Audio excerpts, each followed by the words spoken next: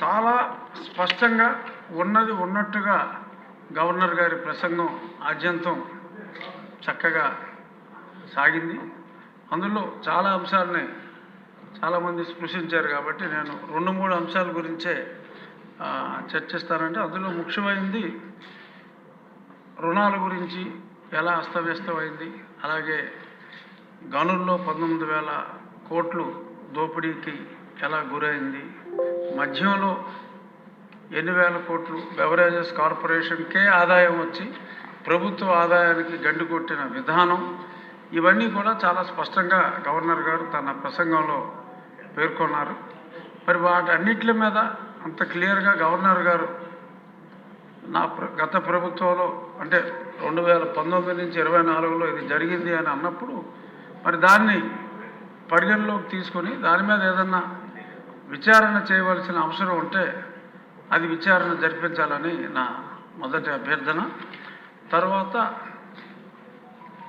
ఈ శాంతి భద్రతల గురించి కూడా చాలా స్పష్టంగా మాట్లాడుతూ ఒక పాలన ప్రతీకార రాజకీయం అనే అంశం మీద కూడా గవర్నర్ గారు వారి ప్రసంగంలో మాట్లాడటం జరిగింది.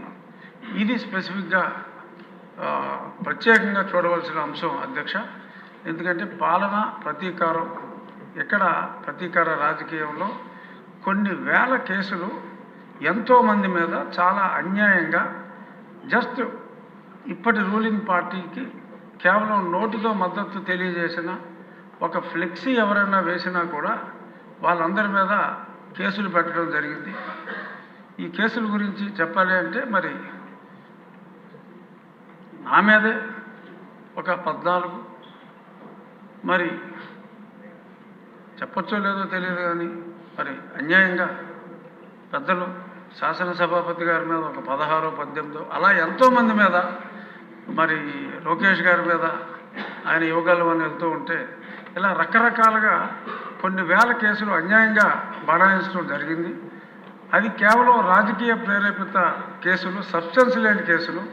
మరి అటువంటి సబ్స్టెన్స్ లేని ఎన్నో వేల కేసుల్లో మరి ఈరోజు ఒక దుష్ట పాలనను అంతమొందించడానికి, మంచి పాలన రావడానికి ఒక ట్వీట్ చేసినా కూడా కేసులు పెట్టినవి ఎన్నో వేలల్లో ఉన్నాయి. కాబట్టి వాటిని మళ్ళీ